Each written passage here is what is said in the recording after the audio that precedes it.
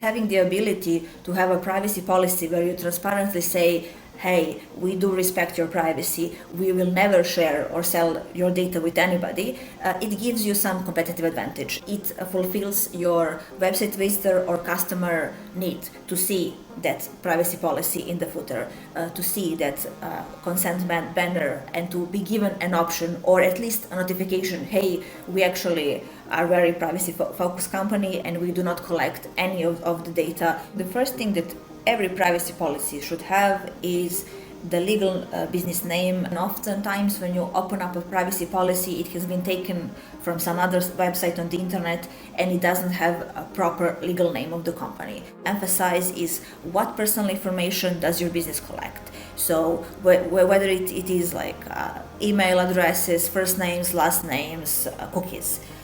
Then you need to explain how is this information used, whether this information will be shared or sold with any other third party. The next thing you should explain is how long will your business keep and use this information. Then you need to educate the users. What are some rights you have as our website visitor or a user, and how can you exercise those rights?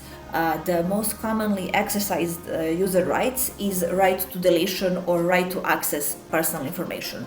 And then you need to give them either a privacy dedicated portal where they can submit those requests, or what is easier to do for small business, a privacy dedicated email. I would also include a small section about information security, where you might say, you might explain how is your business or your website keeping the user information safe and secure. And don't be alarmed if you don't have like any robust information security controls on your end.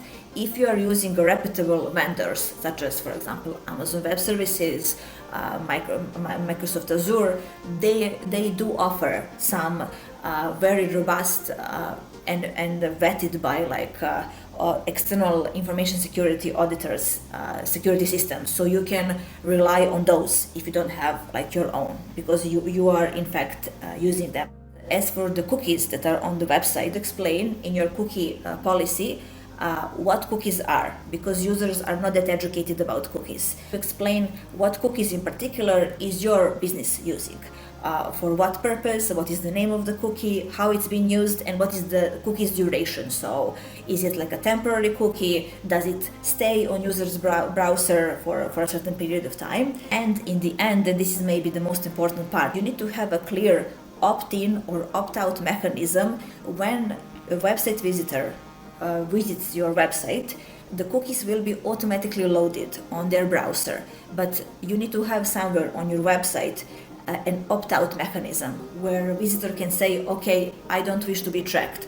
I wish to opt out from selling or sharing of my personal information. It fulfills your website visitor or customer need to see that privacy policy in the footer, to see that consent banner, and to be given an option or at least a notification, hey, we actually are a very privacy focused company and we do not collect any of the data, and if you wish to share data with us, we will ask for your consent.